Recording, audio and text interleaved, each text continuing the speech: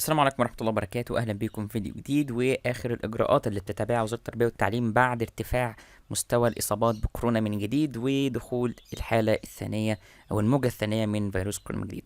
الموقع اللي أنا هقول منه أو الموقع أو المصدر اللي أنا هقول منه هو موقع صدى البلد الإخباري. طبعا انتوا عارفين قناة صدى البلد وموقع صدى البلد عشان لما حد يجي يسألني عن المصدر. كل القرارات اللي أنا هقرأها دي عليكم سواء قرارات تخص المعلمين او الطلاب او الامتحانات او الاجراءات الاحترازيه في المدارس دي كلها من موقع صدى البلد الاخباري وبشكل رسمي ومن داخل وزاره التربيه والتعليم.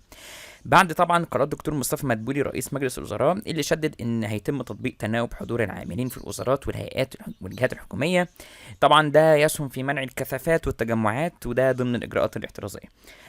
وطبعا ده برضو بعد زياده اعداد المصابين بفيروس كورونا في مصر بحلول الموجه الثانيه ده رسميا.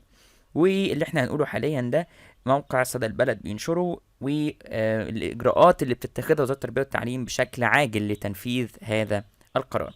نبدأ نقرأ ونقول: أصدرت وزارة التربية والتعليم كتابا دوريا أعلنت خلاله عن تعليمات رسمية بعودة الإجراءات الاحترازية أو الإجازات الاستثنائية في الوزارة والجهات التابعة لها في إطار توجه الحكومة للوقاية من فيروس كورونا.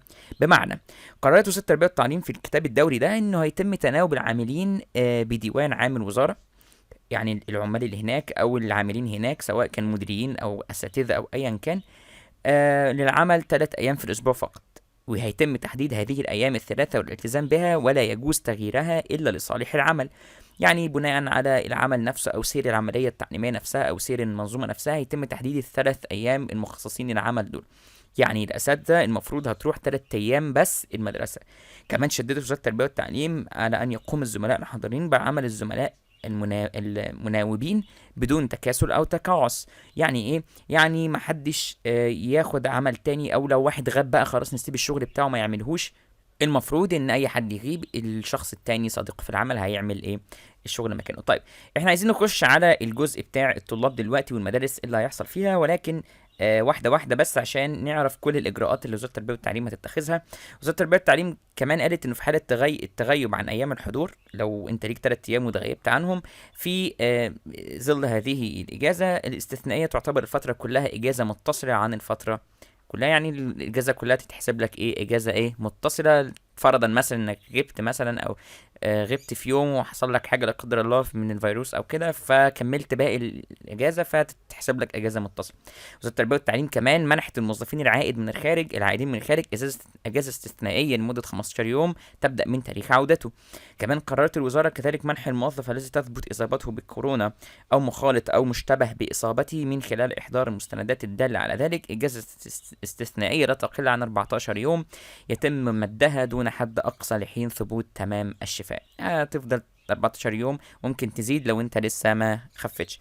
كمان وزارة التربية والتعليم أنه يجوز أنه لرؤساء الجهات والهيئات والقطاعات ورؤساء الإدارات المركزية ومديرين العموم بتوع الإدارات وكده ممكن كمان استدعاء الموظفين حسب حاجة العمل، يعني طوال أيام الأسبوع أو تكليفهم بالعمل من المنزل. ممكن يقول لك خد الشغل ده معاك خلصه من المنزل، أو ممكن يستدعيك في الشغل حسب حاجة الشغل ليك وحسب هم محتاجينك قد ايه.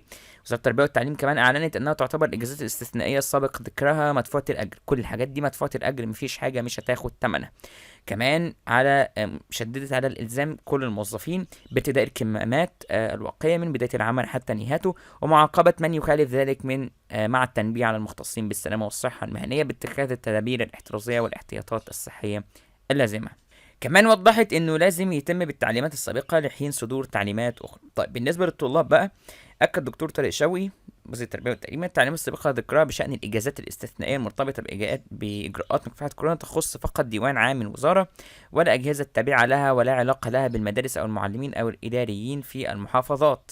بمعنى ايه الكلام ده؟ يعني انت لسه قايل او انا لسه قايل دلوقتي المفروض هيكون في تناوب. في تناوب بس مش اللي هيسري على الوزارة نفسها او على المركز الحكومي نفسه. ليه؟ لان المحافظة هي المسؤولة عن عدد ايام المناوبات اللي هتتم في المدارس نفسها. يعني مفيش تناوبات في المدارس، لا في، بس مش اللي الوزارة هتقررها، لان ده هيكون مقرر عن طريق المحافظات. لان طبعا وزارة التربية والتعليم او ادارة التعليم في مصر لا مركزية، فبالتالي المحافظ في كل محافظة هو اللي هيحق له انه يطبق في محافظته القرار المناسب بما يناسب ظروف التعليم في محافظته. وكمان قال ان القاعدة العامة هي ان يكون عدد ايام العمل اقل من المعتاد، ايا كان بقى، سواء هيبقى يومين 3. ده اهم حاجة فيه، انه هنتفادى الزحام مش اكتر، مش مجرد ان احنا نجيبه خلاص يعني. ومحافظ القاهرة طبعا تحرك وعمل كل ده، وأكد على الإجراءات الاحترازية، وأكد على هذه الإجراءات، وعدم استدعاء الموظفين إلا في بعض الأيام القليلة بذلك. طيب، بالنسبة بقى للطلاب، أو بالنسبة للمدارس نفسها، الطلاب إيه اللي هيحصل فيهم؟ قال لك بص بقى، يحظر تماما على مدير المدارس الرسمية ورسمية اللغات أو الرسمية المتميزة اللغات والخاصة والدولية تحويل الدراسة إلى أونلاين لأي فصل أو مدرسة إلا بقرار من المنطقة الطبية، معتمدا بشعار الجمهورية أو رئيس القطاع الطبي دكتور محمد شوقي مدير مديرية الصحة، ومن خلال لجنة مشكلة من الإدارة الصحية التابعة لمديرية الصحة. يعني ما تجيش تقول لي في المدرسة، سواء مدرسة لغات أو رسمية أو خاصة أو كده، تقول لي ايه، تقول لي احنا قفلناها وهنحولها اونلاين الا بقرار من الصحه. ما ينفعش تقفلها من نفسك كده وتقول ان انا عندي حالات وانت ما عندكش اثبات لده، لازم تاخد تصريح او اذن كده. كمان اصدر الدكتور طارق شوقي رسميه لجميع مدارس الجمهوريه، توجيهات رسميه لجميع المدارس بضروره اتخاذ الاجراءات الوقائيه والاحترازيه اللازمه من الاصابه بفيروس كورونا في كل المنشات التعليميه. طبعا ده عشان الحفاظ على صحة الطلاب بمختلف مراحل التعليم الجامعي بجميع مدارس الجمهورية، واستكمالا للجهود التي تبذلها الوزارة لمكافحة انتشار فيروس كورونا المستجد بالتعاون مع الوزارات المعنية. كمان شدد الوزير في كتاب الدوري على طبعا تنفيذ التعليمات الصادرة من وزارة الصحة والسكان في مثلا ارتداء الكمامات، عدد السماح بالعودة للمصابين سواء كانوا طلاب أو معلمين أو عاملين إلى بعد تقديم ما يفيد بشفائهم. ما ينفعش لو أنت طالب وعندك اشتباه ترجع إلا وانت طبعا مشفى او كامل الشفاء تماما. تمام، ما ينفعش خالص تروح وانت كده. كمان الوزاره اكدت انه ابلاغ الاداره التعليميه فورا بكل البيانات الخاصه بالمصابين طلاب او معلمين او عاملين لاختار الوزاره بها، عشان لو في امتحان مثلا يتم مراعاه ذلك، لو في امتحان الطالب غاب منه بسبب اصابه يتم مراعاه ده، لو في اي حاجه حضور، ايام حضور او غياب او مش عارف ايه الكلام ده، كل ده مش هيتحسب لو انت كنت في فتره حجر صحي او في فتره علاج. كمان وزير التربية والتعليم قال انه بالنسبة للمخالط لإحدى مصابي فيروس كورونا، سواء كان هذا المخالط طالبا أو معلما من العاملين بالمنشآت، يطبق عليه العزل المنزلي لمدة 14 يوما حرصا على صحة الطلاب وجميع العاملين. كمان نبه وزير التربية والتعليم على أن إغلاق أي مدرسة يتم بناء على قرار من مديري التربية والتعليم ومدير الصحة ومديرية الصحة بالمحافظة فقط، ولا يتم قرار من المدرسة منفردا، مشيرا إلى أنه في حالة مخالفة ذلك سيتم اتخاذ الإجراءات القانونية في هذا الشأن.